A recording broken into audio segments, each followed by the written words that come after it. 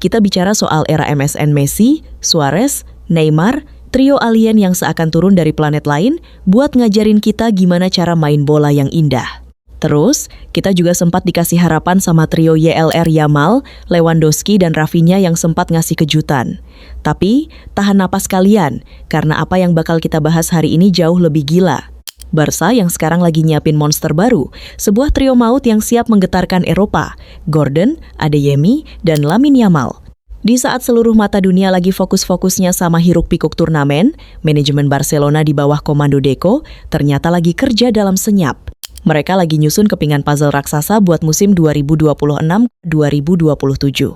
Tujuannya cuma satu, bawa pulang trofi Liga Champions yang udah lebih dari 1 dekade nggak pernah mampir ke Camp Nou. Penasaran kan siapa aja yang bakal ditendang dan siapa yang bakal jadi gladiator baru di skuad Hansi Flick? Duduk yang manis, siapin cemilan, karena ini adalah bocoran skuad masa depan Barcelona yang bakal bikin dunia sepak bola syok berat.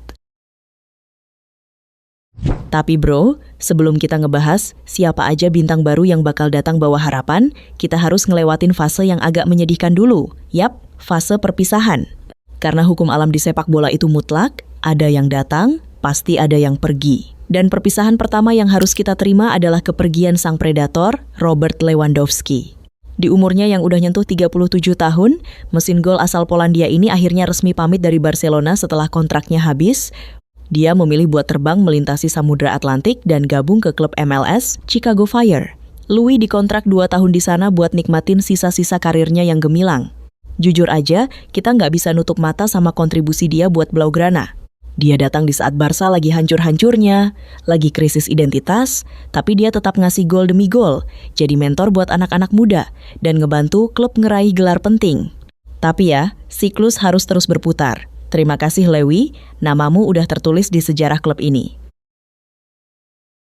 Nah, kalau kepergian Louis bisa kita terima dengan lapang dada, perpisahan kedua ini kerasa jauh lebih nyesek, bahkan mungkin jadi salah satu cerita paling tragis di sepak bola modern. Kita bicara soal Ansu Fati. Coba kalian ingat lagi, betapa besarnya harapan kita semua ke anak muda ini. Dia bukan sekadar pemain dari La Masia.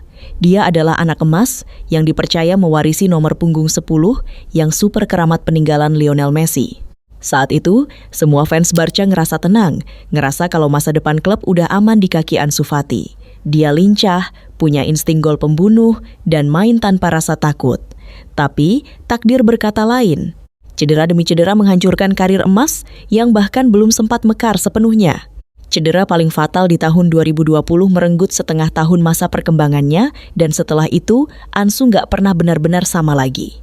Musim lalu, dia sempat dipinjamkan ke AS Monaco dan lumayan nemuin ritmenya lagi, nyetak 12 gol dari 30 laga. Tapi sayangnya, manajemen ngerasa itu nggak cukup buat level Barcelona.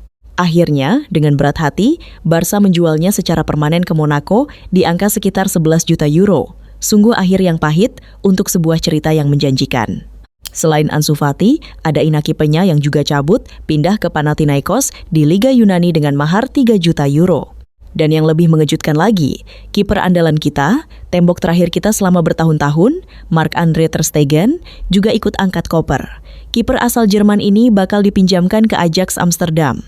Ini perpisahan yang berat secara emosional, karena dia adalah salah satu pemain paling senior, sisa-sisa generasi emas, dan sosok pemimpin di ruang ganti. Emang sih, belakangan ada rumor soal ketegangan internal yang melibatkan dia, tapi kita nggak bisa membantah kalau Ter Stegen udah ngasih banyak penyelamatan heroik dan trofi bergengsi.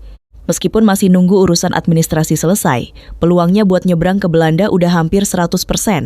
Terus, apakah cuci gudangnya udah selesai? Belum dong. Masih ada beberapa nama lain yang masuk daftar jual, dan yang satu ini lumayan mengundang perdebatan, Ferran Torres pahlawan timnas Spanyol. Kenapa didebatkan? Karena Ferran sebenarnya pemain yang oke, etos kerjanya bagus, dan kadang ngasih gol penting. Tapi dengan menumpuknya pemain bintang yang bakal datang kayak Gordon dan Adeyemi, posisi Ferran jadi makin kegusur. Nah, kebetulan banget raksasa Prancis, Paris Saint-Germain, lagi kepincut berat sama dia, dan udah mulai buka obrolan. Kabarnya Barca matok harga di angka 50 juta euro buat winger Spanyol ini. Kalau dipikir-pikir, transfer ini win-win solution banget. Ferran bisa dapat jam terbang reguler di PSG, dan Barca bisa nyegerin kas klub sekaligus ngosongin slot gaji buat pemain baru.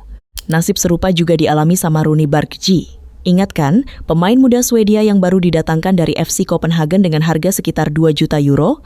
Sayangnya, dia nyaris nggak pernah dapat menit bermain karena persaingan di lini serang Barca udah kelewat gila. Dia cuma jadi penghangat bangku cadangan. Makanya, sekarang klub-klub kayak Ajax, Marseille, Porto, Sunderland, sampai Aston Villa pada ngantri buat minjem atau beli dia. Tapi tenang, Deco cukup pintar di sini. Barca kabarnya ngotot mau masukin klausul pembelian kembali di kesepakatan manapun, soalnya mereka masih percaya Rooney punya potensi besar di masa depan. Nggak cuma penyerang, gelandang lulusan La Masia, Marc Casado, juga kemungkinan besar bakal dijual. Persaingan di lini tengah Barca itu brutal banget, bro. Ada klub-klub Premier League termasuk Manchester United yang siap nebus dia di angka 20-25 juta euro. Sakit sih ngelihat talenta akademi pergi lagi, tapi realitanya emang sekeras itu. Sekarang, mari kita ngomongin satu pemain yang situasinya benar-benar abu-abu dan penuh drama, Rafinha. Secara resmi, Presiden Joan Laporta udah bilang ke publik kalau Rafinha itu pilar penting dan nggak akan dijual. Barca masih sangat butuh dia. Tapi masalahnya, tawaran yang datang itu bikin iman manajemen goyah. Klub-klub tajir dari Arab Saudi, khususnya Al Hilal dan Al Nassr, bawa koper berisi duit sekitar 80 juta euro buat nebus winger Brasil ini. Belum lagi paket tawaran gaji selangit buat si pemain. Dan yang bikin situasinya makin pelik, ada rumor panas di luar lapangan yang bawa-bawa kehidupan pribadi Rafinha. Waktu Piala Dunia kemarin, sempat beredar kabar burung yang bilang kalau Rafinha lagi kena masalah finansial keluarga. Ceritanya, menurut portal berita Leodias, Rafinha dan istrinya mau beli rumah mewah seharga 10 juta euro, tapi kaget setengah mati pas ngecek saldo bank yang ternyata zonk. Usut punya usut, kabarnya ayah Rafinha sendiri yang ngurus keuangannya, menahan sekitar 80% dari total hak citra dan penghasilan sang anak. Gila kan kalau emang beneran? Meski sang istri Natalia Rodriguez udah ngebantah keras di media sosial dan bilang berita itu fitnah murahan, tapi rumor ini udah telanjur nyebar dan bikin suasana nggak enak.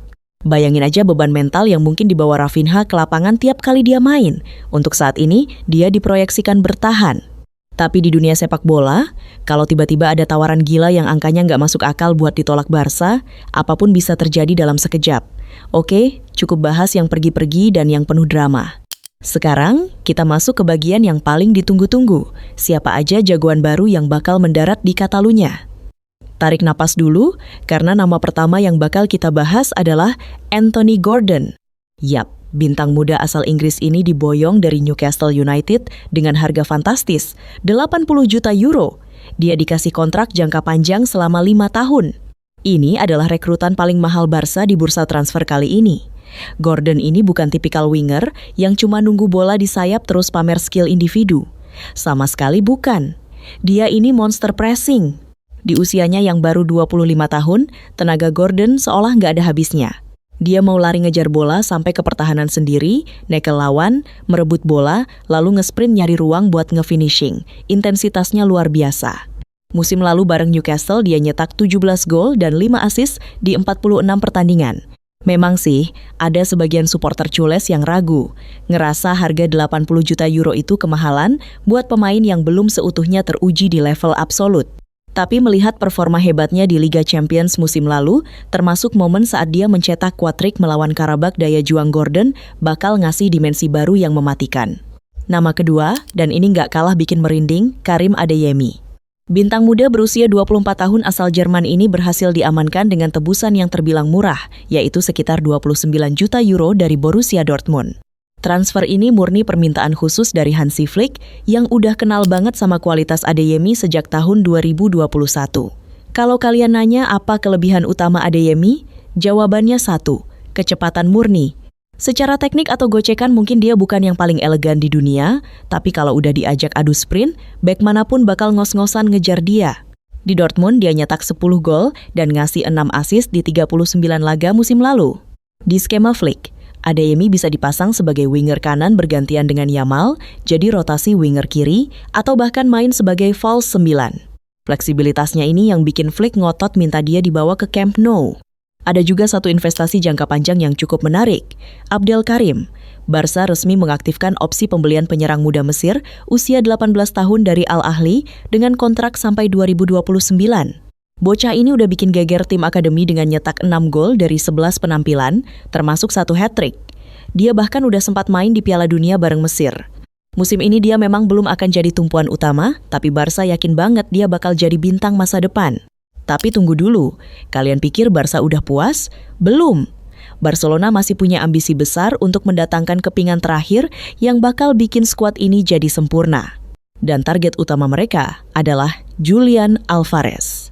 Striker fenomenal asal Argentina ini adalah impian terbesar. Barca kabarnya udah ngajuin tawaran resmi ke Atletico Madrid di kisaran 100 juta euro.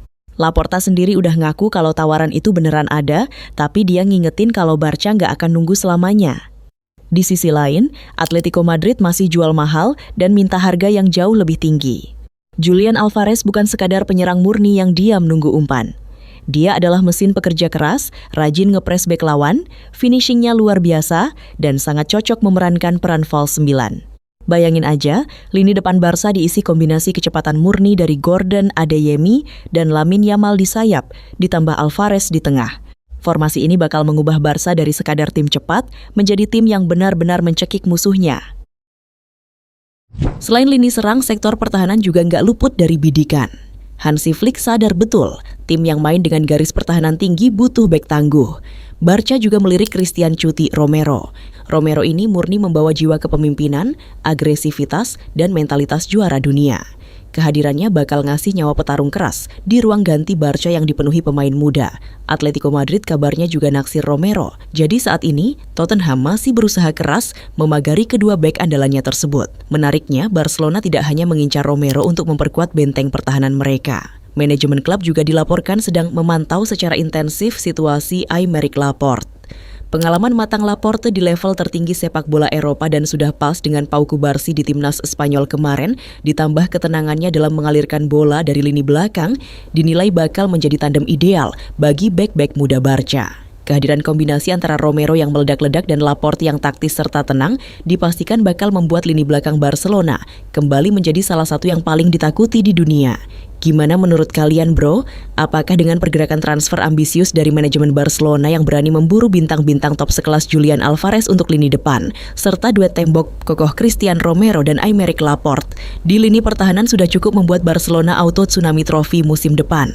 Atau menurut kalian masih ada satu posisi krusial yang sengaja dilewatkan dan wajib ditambal sebelum jendela transfer resmi ditutup? Gas ramaikan di kolom komentar di bawah, kita debat sehat di bawah sekarang. Sampai jumpa di video berikutnya.